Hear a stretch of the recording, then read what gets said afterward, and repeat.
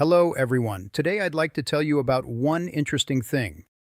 Have you ever wondered that inside an ordinary pencil hides a Nobel Prize and a technology that will change your smartphone, your clothes, and perhaps the entire future of humanity? Graphene is a truly amazing material, often called the material of the future. Let us consider the physico-chemical mechanisms that provide graphene with its unique properties. At the heart of each of them lies the specific hybridization of carbon atoms and quantum mechanical effects. Here are 5 impressive facts about it. Graphene is the thinnest and strongest material in the universe. Imagine that every carbon atom is a construction set piece with 3 very powerful arms. With these arms, the atoms grip their neighbors tightly, forming an ideal flat grid of hexagons similar to a honeycomb. These bonds between atoms, called sigma bonds in chemistry, are among the strongest known in nature. Because the grid is flat and regular, any load is distributed across the entire plane instantly and uniformly. Why is graphene flat? Atoms in this configuration simply have no free arms left to build bonds upward or downward. Therefore, graphene always remains a sheet just one atom thick. Interestingly, it is precisely this flat nature of graphene that serves as the foundation for an entire family of nanocarbon materials. If we imagine graphene as a sheet of paper, then all other forms are the result of how we fold or roll that sheet. The second impressive fact is the high electrical conductivity of graphene. Although 3 arms of the atom are busy forming the graphene two-dimensional framework, each atom has a 4th arm, an electron, that points up and down. All these free electrons combine into a common cloud above and below the graphene sheet. Inside this cloud, electrons can fly almost unimpeded and at tremendous speeds. This makes graphene a better conductor than even copper. Another interesting fact is that graphene can be considered almost transparent. In physics, transparency is the ability of a material to allow electromagnetic waves, particularly visible light, to pass through it without significant absorption or scattering. A sheet of graphene absorbs only about 2.3% of incident light. It is so thin that photons simply do not have time to interact with it.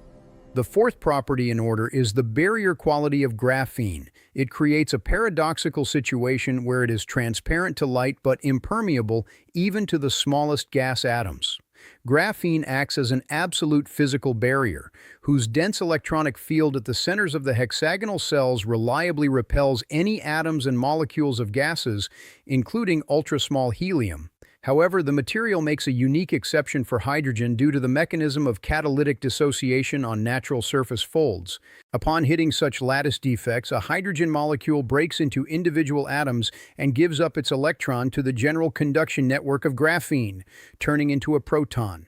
Since the graphene film has an anomalously high permeability specifically for protons, they freely jump to the opposite side of the material, where they recover to their original state, which turns graphene into an ideal selective filter. The 5th interesting fact is that graphene was first obtained by scientists using ordinary adhesive tape. For this discovery, they were even awarded the Nobel Prize in 2010. The secret of graphene lies in the different strength of the bonds within graphite. Imagine graphite as a stack of paper. The sheets inside are very strong, but they are hardly glued to each other. Ordinary tape easily overcomes this weak attraction and separates the layers.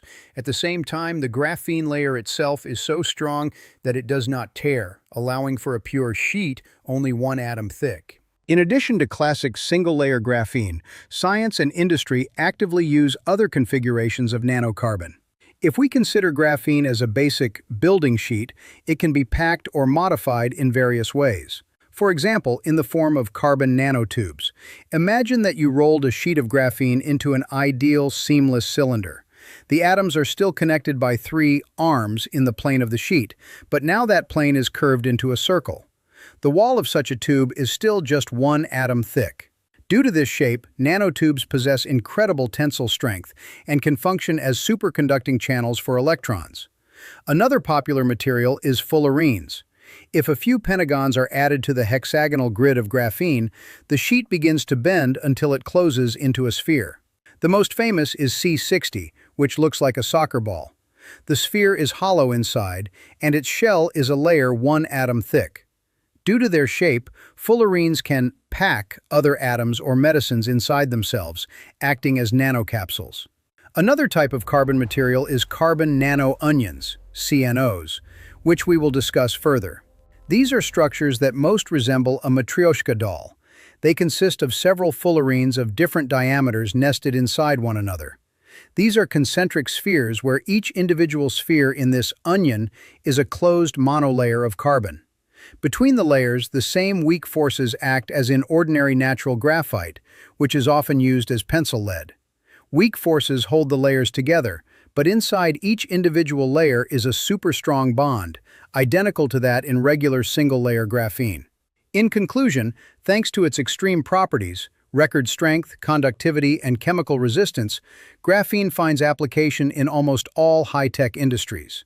Graphene is used as nano-reinforcement to strengthen other materials, and its unique structure allows for the creation of ideal filters. Graphene lacquers protect metals from rust much more effectively than traditional coatings. Thanks to its transparency and elasticity, graphene is ideal for creating foldable smartphones and smart clothing. This is by no means a complete list of the areas in which carbon nanostructures are capable of achieving a true technological breakthrough. Stay with me. It's going to be very interesting.